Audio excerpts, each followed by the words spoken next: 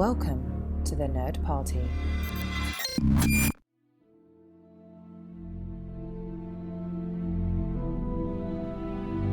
I like what I call this kind of snowballing effect of storylines, and cross-cutting parallel action is a wonderful tool for a filmmaker. Welcome to Houselights, House of Nolan. I'm your host for today, Brandon Shea Mutella, and we are here to bend time and discuss for you Christopher Nolan's latest work, Tenet, supposed to come out in July of last year, prevented, I say, by the temporal accords. You could say for other reasons, but we'll just blame it on time travel. And this came out in, when was this? October that this came out? September? No, it was September. It was the end of August 2019, beginning of September, because I did see this in the theater August 31st. I'm pretty sure it was last day of August. Nice. Yeah. Excellent. Well, joining me as always is John Mills, as you've already heard. How are you doing, John? Spoiler, sorry. You know what? I mixed up the timeline, and I appeared before I should have. Excellent. And Tristan Riddell, how are you doing? I'm doing okay, but you're very good at that. That's actually very good. I applaud you, good sir. Thank you. Excellent. Well, we're going to talk about Tenet today as our final entry in our House of Nolan series, but it will not be it'll be final for now because I'm sure he's going to have another movie. This seems like the kind of guy who's going to come back again. What do you think? Yeah, it's a true underdog story, really. I mean, odds are pretty good. This Chris Nolan guy, he's probably going to get at least one other project. At least one, yes. Maybe Batman 4, but we'll see. So we're going to start with our discussion on this. So I'll ask you guys where we go, and this is going to be, where did you see it first? So John, you said you got to see it on the 31st. So what type of theater environment was it that you got to see? Because that seems like a little early too. Was it a special release or something like that? They released it like a week early in certain I mean, where I live, we don't typically get any sort of special treatment in any way, shape, or form with movie releases. So I would be surprised if it was special in any real substantive way. But yeah, my local theater was playing it, and I was like, yeah, sure, I'm going to go catch it. And so I went out, and there weren't many people in the theater. It was just a regular movie theater, digital projection, nothing fancy like Dunkirk or anything like that.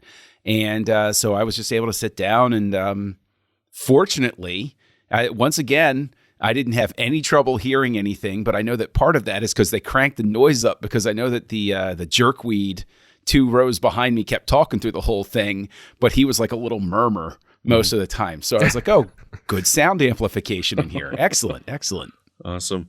Excellent. And so was it just a normal theater? It wasn't IMAX? It wasn't... Nope, just a normal everyday theater. I don't think they even showed it in one of... They might have shown it... I might have seen it in one of their special... They have, their quote-unquote special format theater is called like XD or something like that. And all it is just... It's just like when you go to see Limax. The screen's a little bit bigger, and they play it louder, basically. So that's what you pay the extra $2 for. Yeah, excellent. Tristan, how was your theater experience? Because as a big fan of Christopher Nolan, I can't picture you foregoing the theater experience to see this film. Well, I did for this one, just because of everything that was going on in the world. So I chose to sit this one out. Ooh. I can't believe it took a worldwide pandemic for me to miss a Christopher Nolan film in the theater. And I asked for this for Christmas. This was on my Christmas list, and I got it on 4K disc.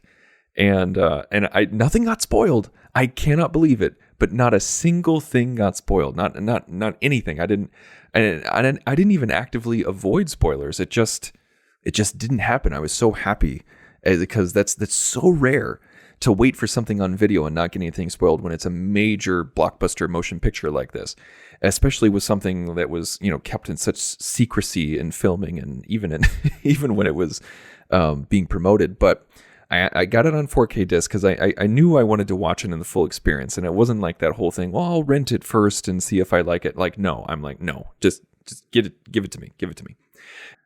Most of the time, me and my wife will watch the movies at nighttime after we put the kid to bed. But with Tenet, everyone kept talking about how they couldn't understand what they were saying. And so I was like, okay, baby, we got to watch this loud. We can't watch this at nighttime when the kid's asleep. So we're quarantining with her parents. And so she got babysat by the mother-in-law and father-in-law. And then we went back home and I got to crank it on my sound system and watch it on my big screen TV. And it was I freaking loved the experience of it, because I always forget how good my sound system actually is because I never get to test it. And so it was good and loud, perfect picture, no dillweeds, or however you described them, were 2 rows behind me. Mm-hmm.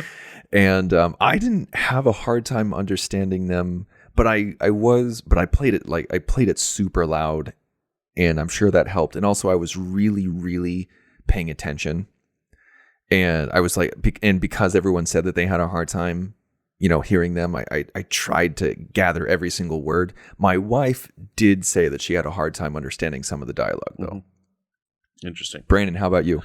So my wife and I had a date night. So this was, Saskatchewan's been pretty fortunate with our COVID numbers. They've been pretty low. Our IMAX theater here at the Science Center had a film print of this. So we went to the theater and had our social distancing maintained, and we got to sit down, watch the movie, and I really enjoyed it.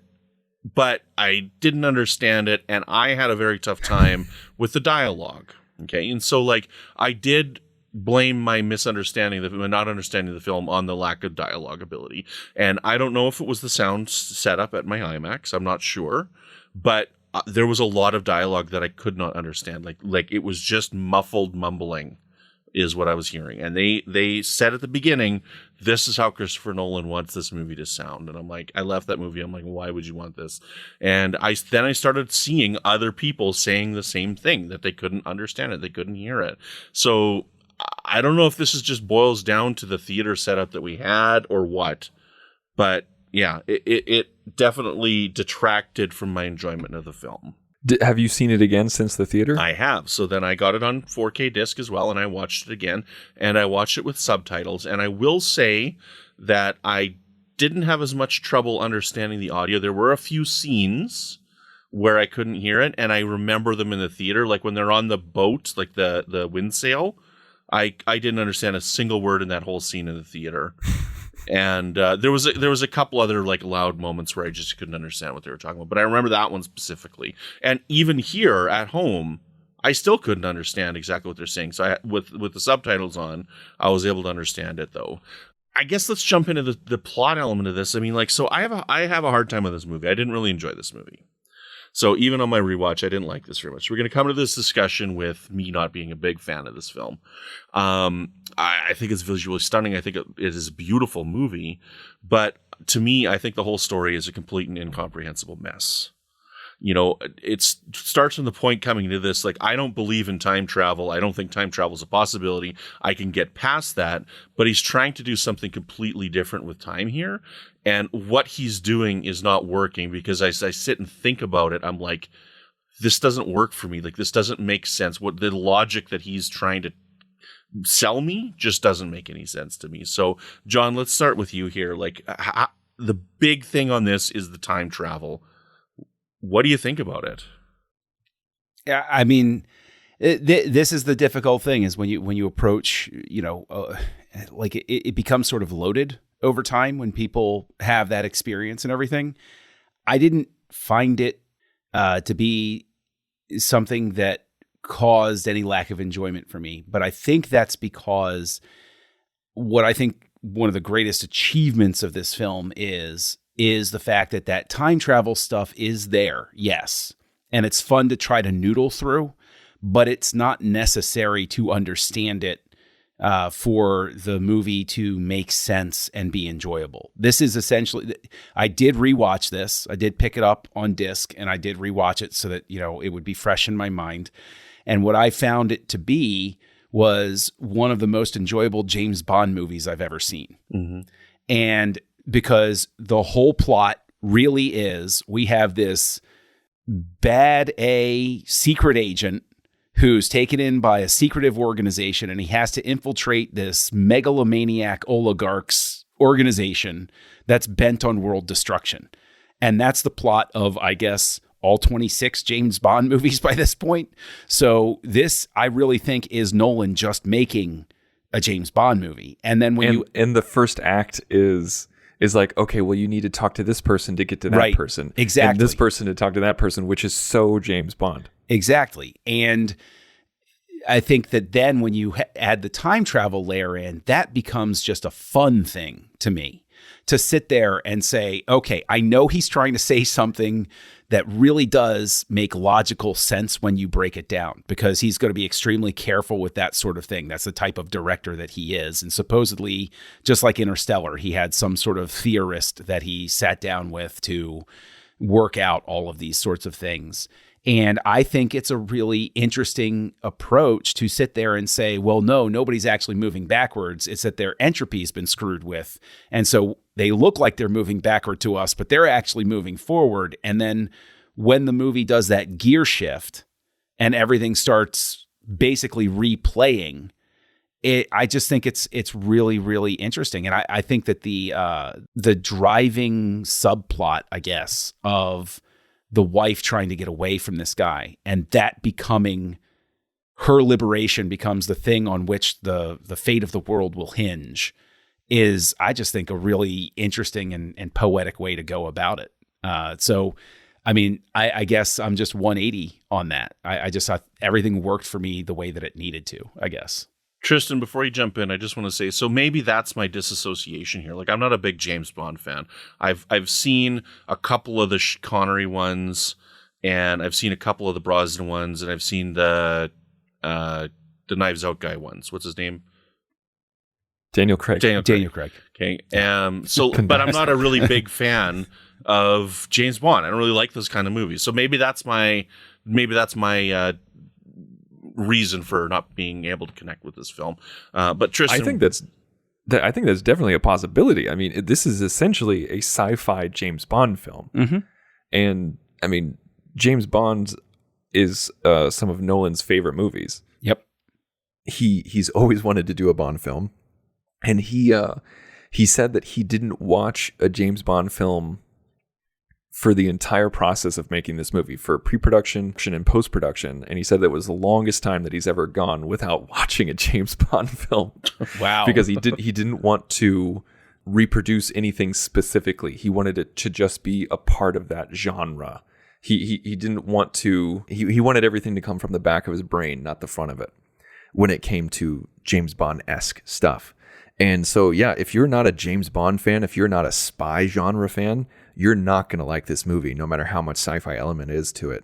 And Brandon, as far as the time travel goes, like, there's so many different types of time travel movies out there, and they all have their own rules and they have their own logic. And like, some are the whole predestined ones where it's not going to happen, it's already happened. You know, like Prisoner of Azkaban has done this. Lost, the second to last season of Lost has done this.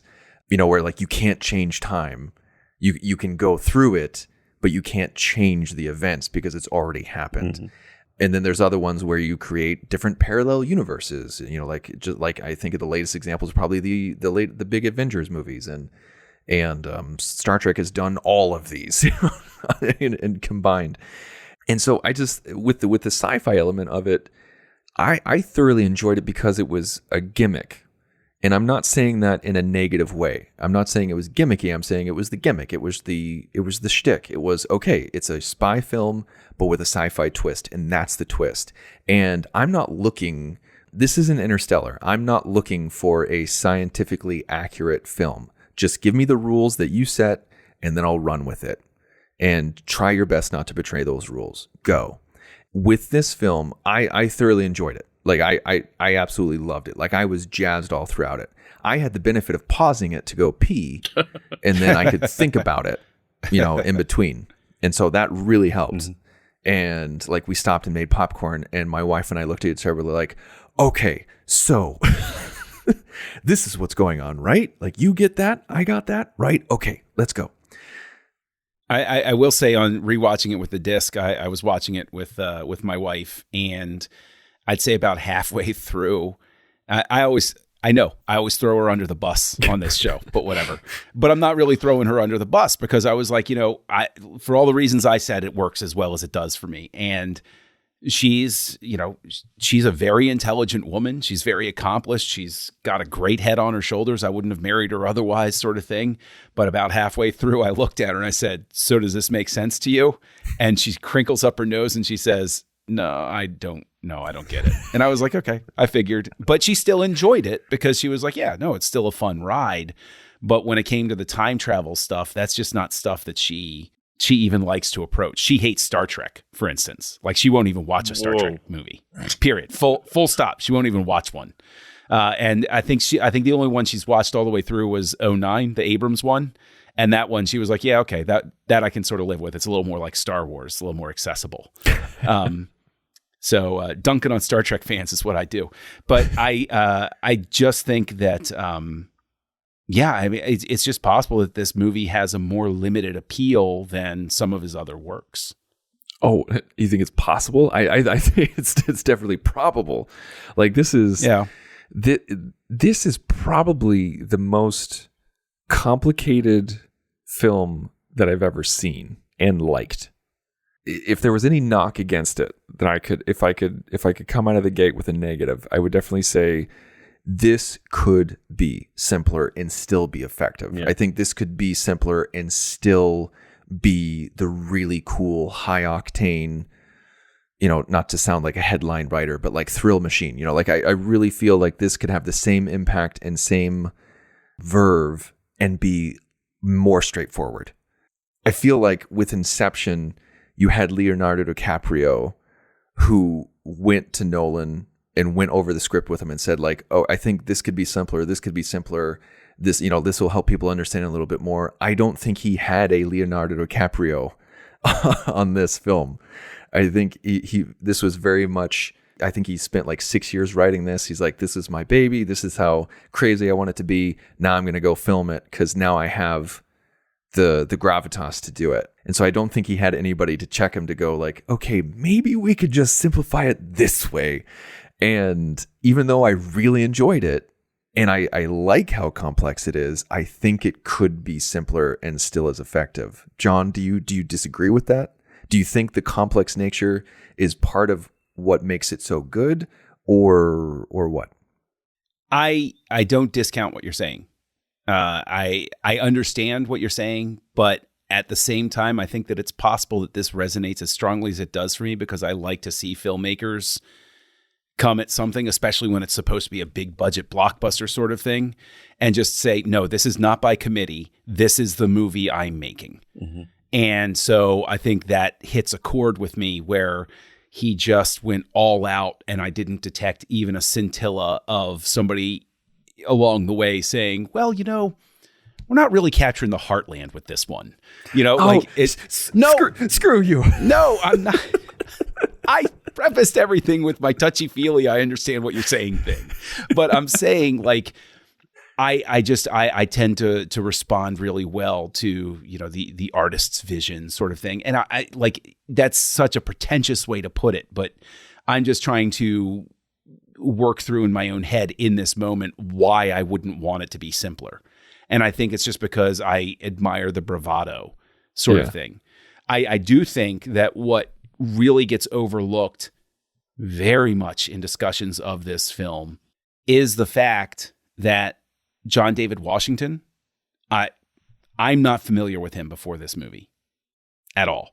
And so he's sort of a revelation to me in this. And I think that what a lot of people overlook is he has, I was trying to find a way to say what I want to say about it. And I think that his energy in this movie is the way that I think Chris Nolan talked about Ken Watanabe, where he's like, you look at that guy and you say, he should be a movie star. And I think that Washington did such an admirable job of never winking at the audience, never playing it any more or less seriously than he needed to. I never got the sense that he was the fish out of water. It was always I just always believed the character as it was going. Do you guys agree? Brandon, do you agree that Washington did a good job with the role, or do you think that this could have worked better with different casting? I don't know. I've struggled with this one here because like I don't think he did a bad job of the role, but it wasn't very standout to me. Like it was fine. I think that the casting in this movie was fine all the way around. Like even when you got somebody like Kenneth Branagh, he was fine in his role.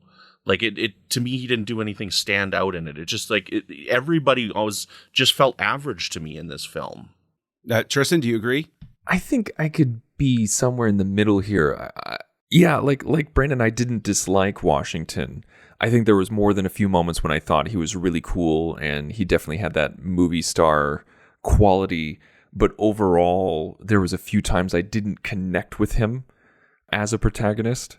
Or the protagonist, and also like with like Brandon, like you said, with Kenneth Branagh and everybody else, I thought they did fine. There was nothing out there that really blew me away. There was nothing out there where I was just like, oh, holy crap, that's a great performance. But I thought everybody did fine. I thought everybody did good.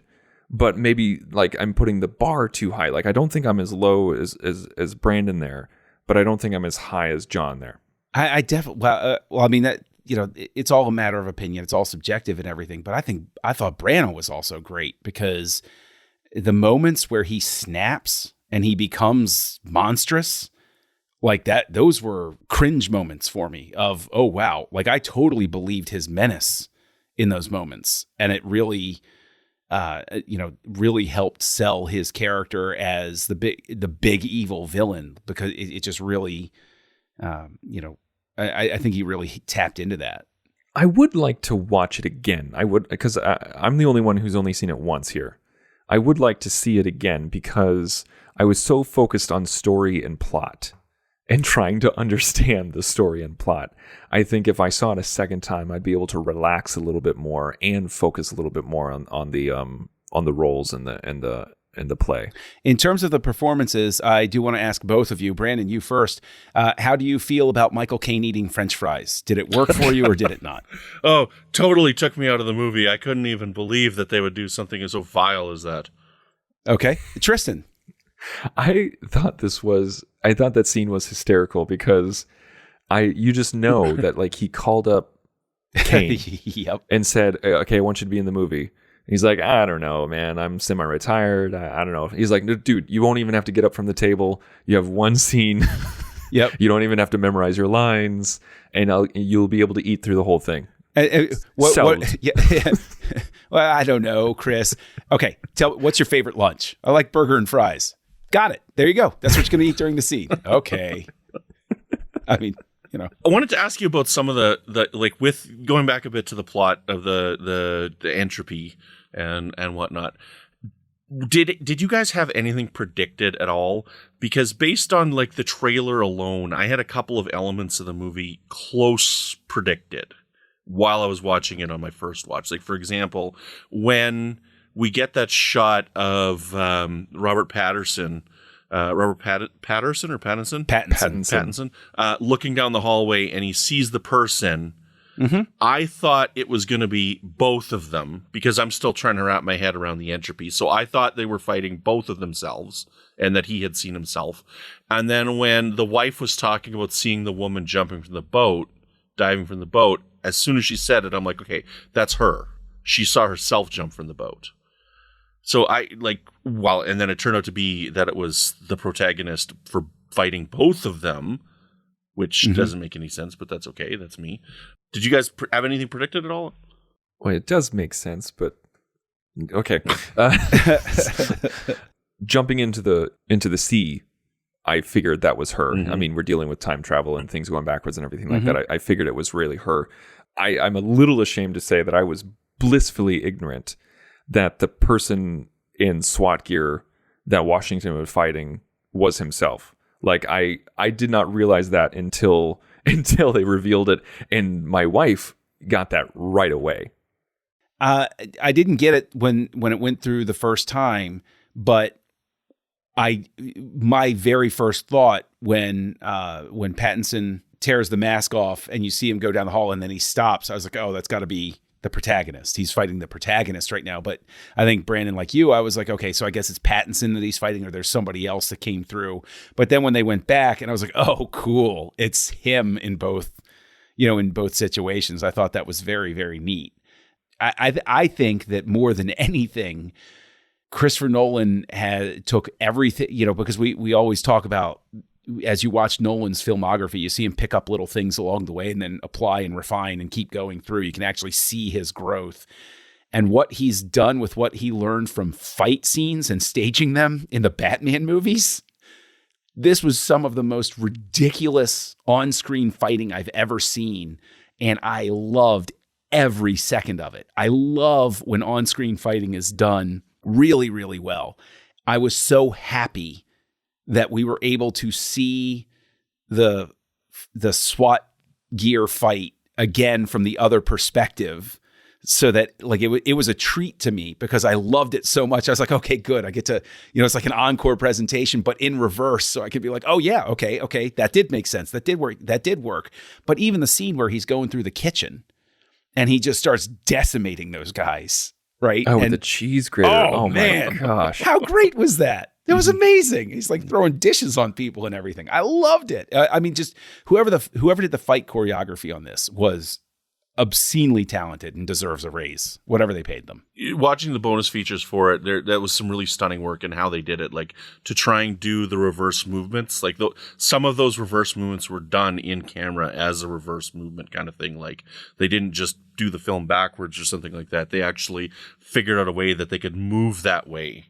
And it's really kind of, it is really good. So, and then the other one that I saw was when we saw the broken rearview mirror on the car. It was just a quick glimpse. Yeah. I'm like, we're going to see how that happened. So definitely. Yeah. That one I think was pretty broadcasted.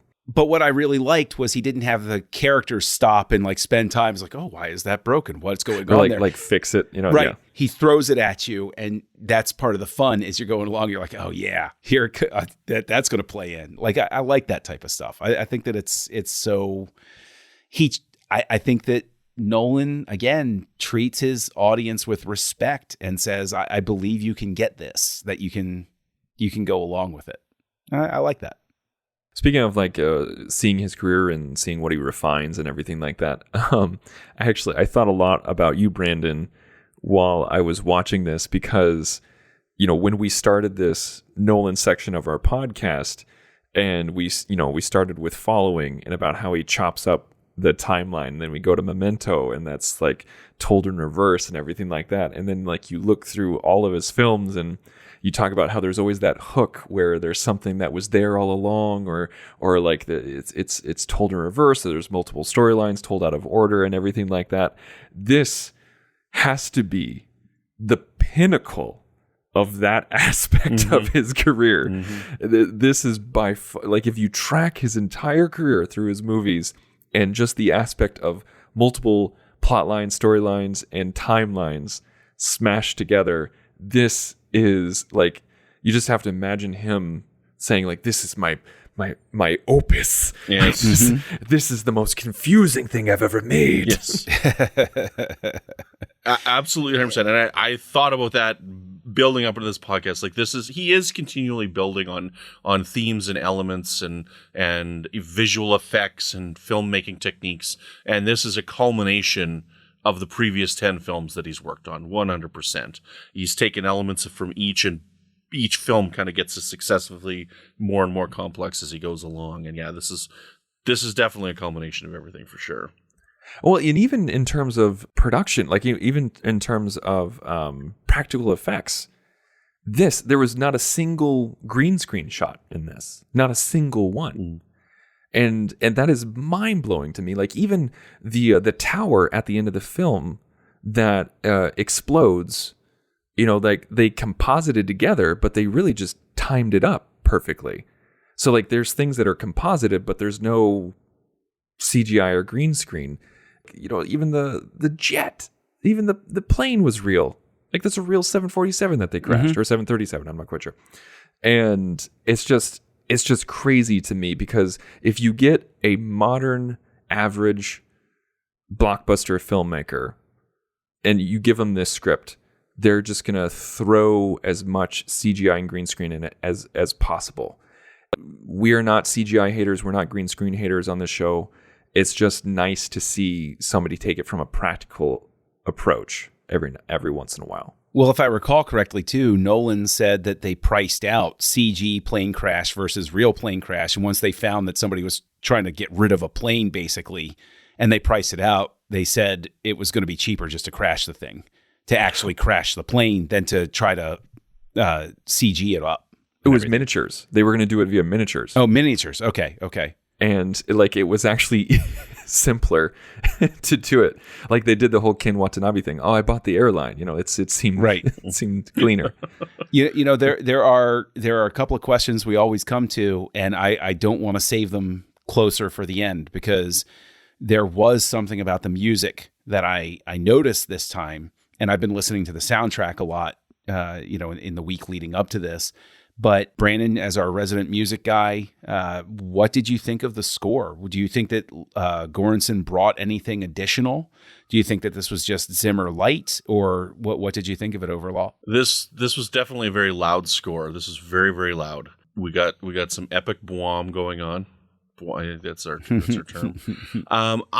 I thought it was okay. I mean, the music was okay. I didn't hate it. But it didn't stand out to me, not like Dunkirk did.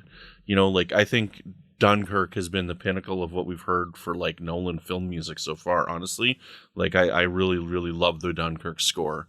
And I like Göransson a lot. Like his music for Mandalorian is like next level. I really love what he's doing in that show. So I think he's a really good composer and he's very talented. But this one just didn't work for me too well in the film. It was fine. Like everything else in the film, it was fine. It's funny you mentioned Mandalorian, because that was the thing that jumped out at me. Is I forget the specific track or whatever on the score, but there is something you can hear that transfers over to some of the epic moments in The Mandalorian season 1 and 2. And it's really interesting, because once you hear it, you can't unhear it. And you say, oh, there you go. I think that there were certain things where it sounded like a Zimmer score. When the movie first started, the first time I saw it, I hadn't looked at the credits or anything. And I just thought, oh, this is Zimmer. And then it started sounding a little bit different. And I said, oh, okay, this maybe. And then I paid attention, to the credits. I was like, oh, okay, it's Göransson. But I think it's almost like with Hoyt van Hoytma coming in, Nolan just knows how to communicate precisely what he wants. And so when he talks with Göransson's like, okay, I got you. I know what you like and what your vibe is here. Tristan, what did you think about the score? It was, I think I was with Brandon where it was like loud. That's the main thing that I took from it. I need to listen to it again because I haven't listened to it separately. And like I said, I want to watch it a second time. But I remember thinking the same thing as you, John, where it's just like, oh, this is Zimmer. This, it has to be Zimmer. But as I went along, I was like, no, this is different. And I loved that during the climax, when you have the red team and the blue team, the music was played in reverse during the blue team scenes. I thought that was I thought that was a nice touch. I mean, it might have been an obvious touch, but it made me kind of go like, oh, yeah. There's also something he does with one moment where he actually has, as part of the soundtrack, the sound of like gasping. That's Nolan's breath. That's Nolan's breath doing that? Mm-hmm. No kidding. Yeah. I just thought that was a really interesting way to just subconsciously heighten the tension of the scene and just sort of screw with your head as you were going along. But that was Nolan doing that? Mm-hmm. No kidding. Good. Look at him. Mr. Does It All. Good for him. So I want to ask, do you think he's setting this up to be a sequel, like to be a franchise, a series of movies? I don't know. I legitimately don't think so. I don't think that Tenet is a tenable franchise. And I think that the way that it's constructed seems to me it's the sort of thing where if he can think of a way to come to it and have it be really cool and he's satisfied with it, I could see him in 20 years saying, I spent the last 20 years working out this idea. Here it is now. But overall, no, I don't see him returning to this. That's the impression I get. Yeah, because I had that thought too, Brandon. Like at the end, I was just like, oh, okay, well, if this was anybody other than Nolan, I'd think, okay, they're definitely setting up a sequel. But I just, in a post-Batman career, I don't see him doing a sequel. Yeah, I mean, the Batman movies are the only sequels he's done. So it would be sort of out of character for him. And I think also, and this is where that sort of like real world nonsense creeps into your brain, given the fact that it, quote unquote underperformed, I don't think he gets a sequel for it. And I think that given the fact that it's not got the, just to draw a parallel, I'm not asking for anybody's opinion on it, but like just to draw a parallel, like Solo, a Star Wars story, that underperformed, but there are very dedicated fans that are trying to Snyder cut a sequel into existence. You don't have anybody pushing for that with Tenet. Some of the same fans too. Huh? Some of the same fans too. Oh, I mean, whatever. But seriously, it's one of those things where even me, somebody who absolutely loved this film, loved it both times I watched it, I'm not going on, hashtag Tenet sequel. Because honestly, I'm good. Like if they never come back to it, I'm happy. And I don't see a need to come back. And I don't think that's not a knock on the film at all. Like if anything, it's a tremendous accomplishment. Like to sit there and say, wow, I'm really satisfied with the way this wrapped up. There's one element of the film that I want to get your guys' opinion on, because Nolan's the kind of guy where he does things Nolan's way. And I want to know what your guys' take on it is, because at the beginning of the film, when the protagonist takes that pill, we get a good solid look at the pill. Mm-hmm. And this is the same pill that Kenneth Branagh's character was going to be taking to kill himself, to set everything in motion. But this is not a pill that actually kills you. Right. So what's going on with Kenneth Branagh having one of these pills? What do you think is here? Because that's thing, like, I saw that and I'm like, if he had taken that pill, he wouldn't have died. I think that's one of those things that's left open to interpretation, because I didn't take it as he wouldn't have died, or rather, I think it's a great question. Did they swap a pill on him? Was it a real suicide pill? Is he holding it because he's unsure now as to whether this is what's going to happen? Is that the room for the sequel? You find out that somebody pulled the old switcheroo and he was never going to pull off the whole thing because it was just going to send him into a deep sleep. So I think there's room for interpretation there, but I didn't take it as a fake out at the time.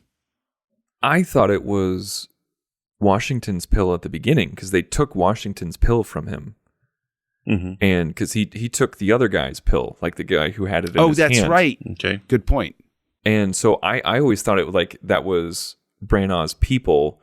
And I took it as like Branagh's people took it back to him and said like, oh yeah, we totally took this CIA cyanide capsule from him. And Branagh's just like, oh, give that to me. Give that to me. Okay. Mm-hmm.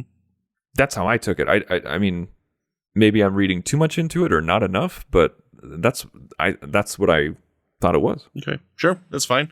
I was just curious on that. I had forgotten that they had taken the pill away from him at the beginning, and yeah, so that works for me. Because I feel like this movie's all about symmetry and about like a circle and a palindrome, and so I thought it made a nice bookend because it began with the pill and ended with the pill, and like they both thought that they were going to die, and by taking this pill, and both of them would have been surprised if Branagh ended up taking it. And then we're on the same page here that it was Robert Pattinson that saved him at the beginning of the film? Oh, yeah. No, definitely. Yeah. It's his backpack. Yeah, the backpack. Okay, good. I want to ask you guys something about Pattinson, because I've heard a fan theory that's actually gained some popularity that I don't understand how it could possibly be true. Okay. So people believe that Kat's son is Robert Pattinson. That's a really interesting theory. Because his name is Maximilian, and the last 4 letters of Maximilian spelled backwards is Neil. And, Nolan does that all throughout this movie, like flipping names and everything like that. And that, Washington's going to keep track of him and recruit him into Tenet years later. I don't understand why people think that. I don't see how that could possibly be true, because if that's the case, wouldn't he have to start aging backwards when he was like 15?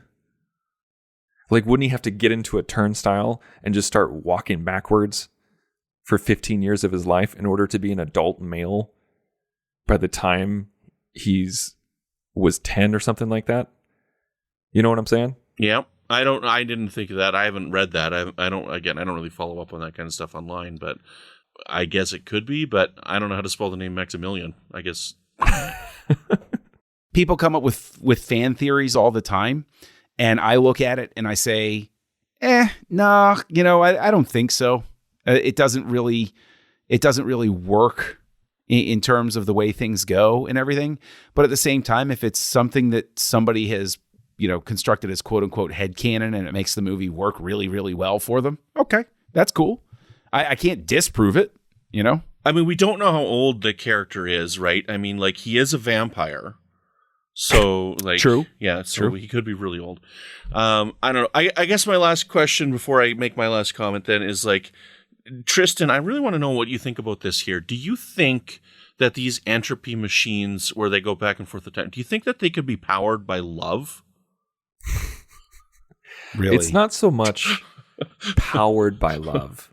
It's just the connection that people make inside of them because they're drawn to them by love, not so much powered by love. Y'all sit there and you make your lame joke about it, but what motivates the mother through the whole thing, right? What motivates her through the whole thing is love for her child. And that is what moves the story along in this and why she plays along. So in a way, yes, love is the secret ingredient of Tenet. I think it's the last thing that I want to comment on is I think it's completely unnecessary that this guy is just referred to as the protagonist. There's no reason for this. Why doesn't this guy have a name? This bugs me to no end in this movie.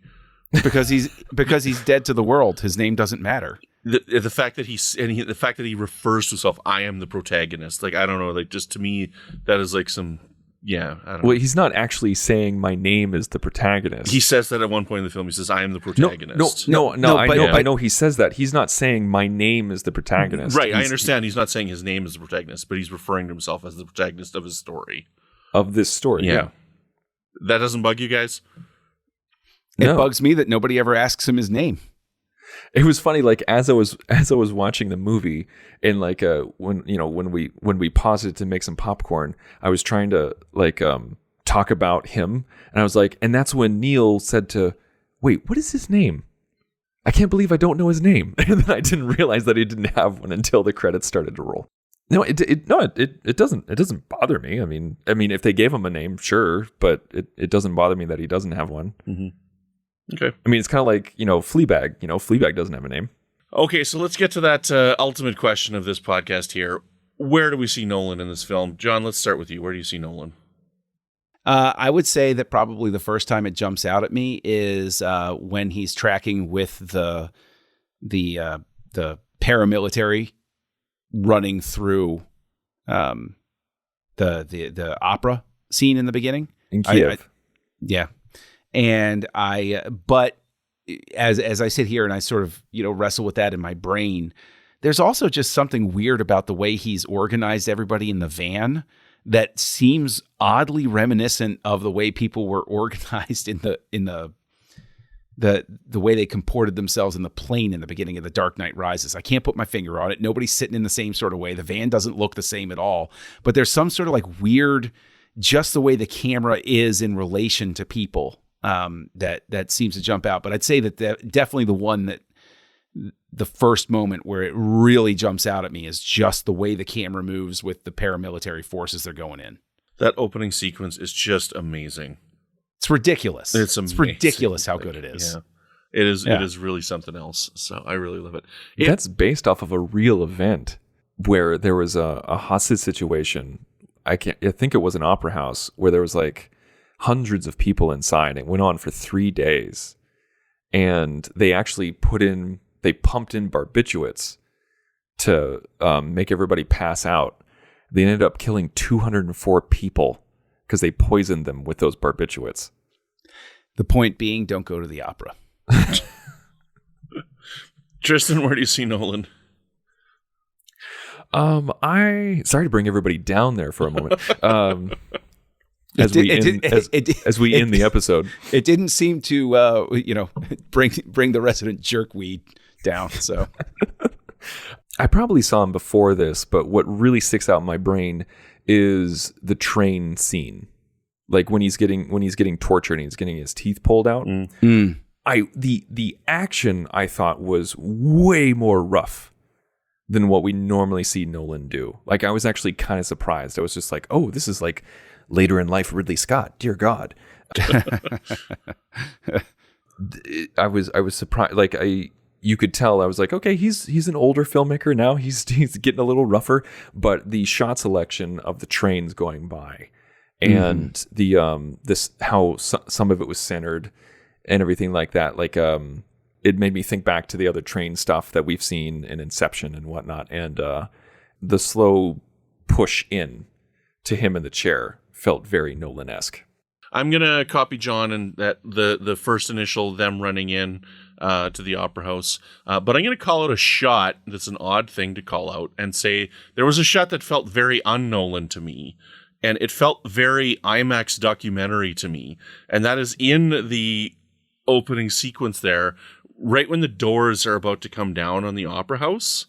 Just the speed at which the IMAX camera is moving, and just having like the random people walking around, like all the extras and stuff there. I'm like, this just feels like it could have been filmed as an actual IMAX documentary about the Kiev Opera House. It just felt more like a documentary feel than it did feel like a movie shot. During that shot, I was just impressed by the doors. I was like, oh, that's cool. Yeah, keep that Right? sound in. So I hope you don't have to go to the bathroom at any point during the show. Oh my gosh, I didn't think about that. I did. Immediately, I saw it and I was like, oh no. No. I'm getting the box. No. Tristan, how would you rate this film?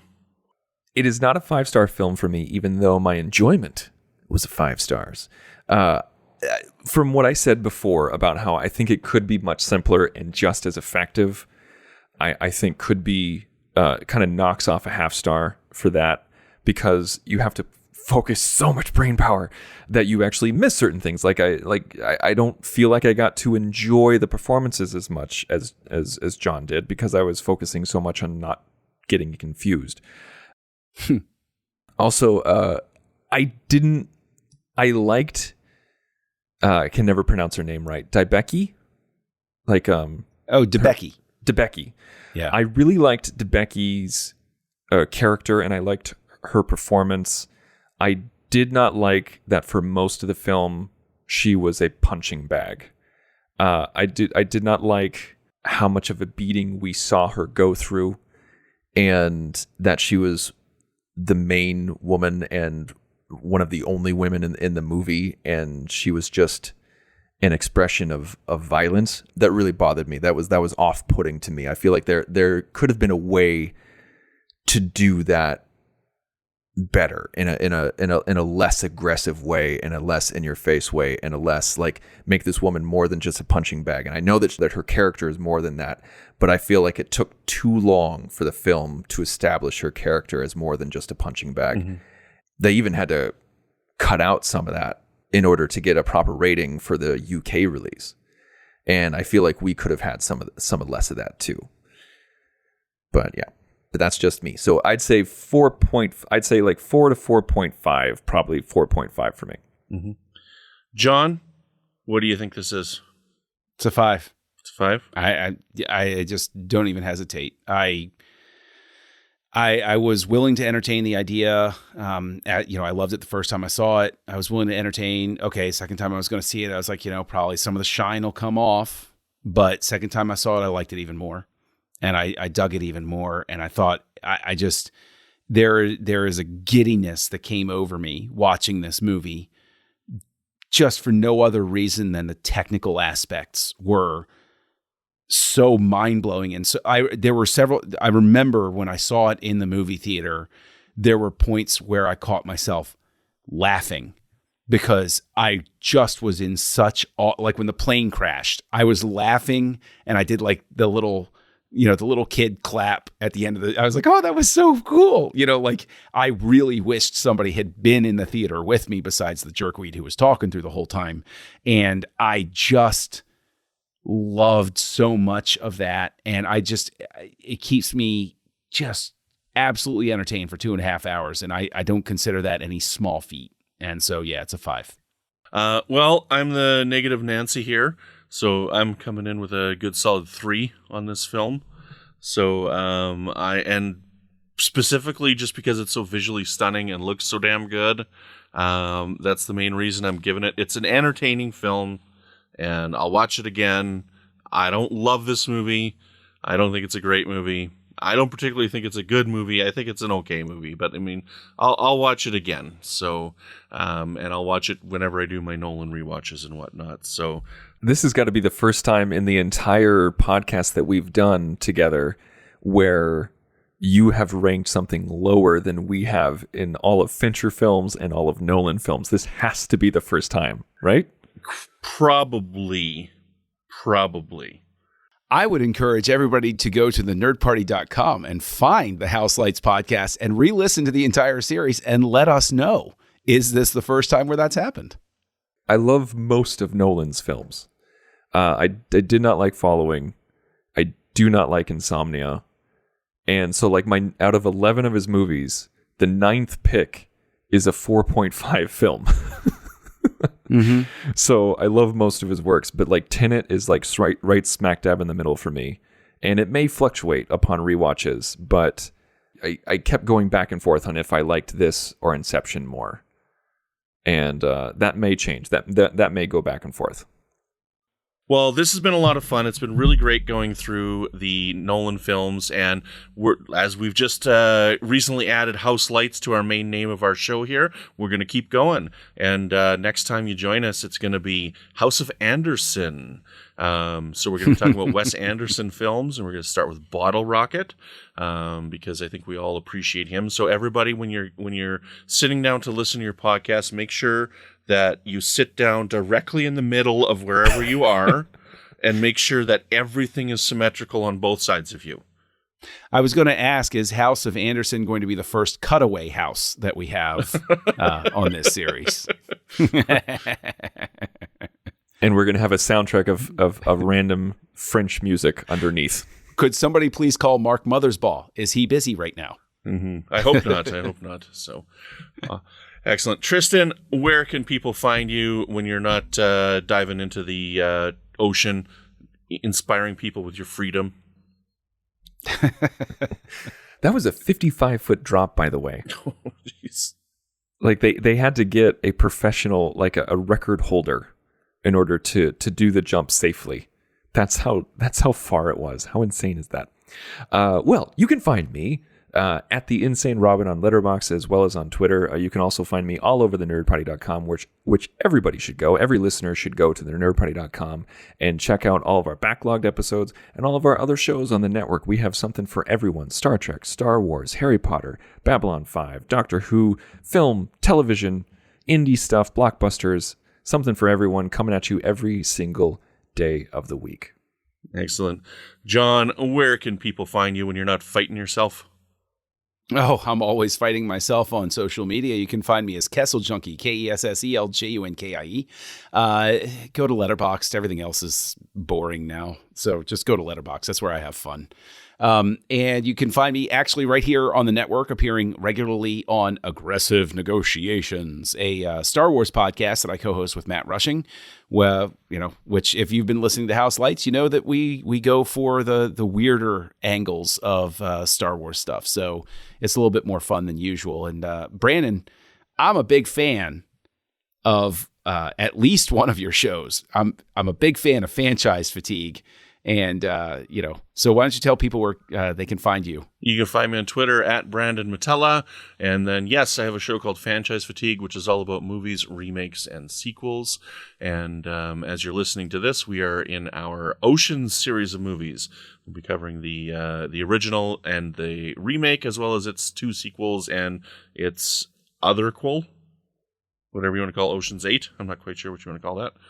And then you can find me as well in a show called Infinite Diversity, which is all about new Star Trek, and Good Evening, an Alfred Hitchcock podcast, which is all about Hitch's films done in the same format as this, where we cover them chronologically.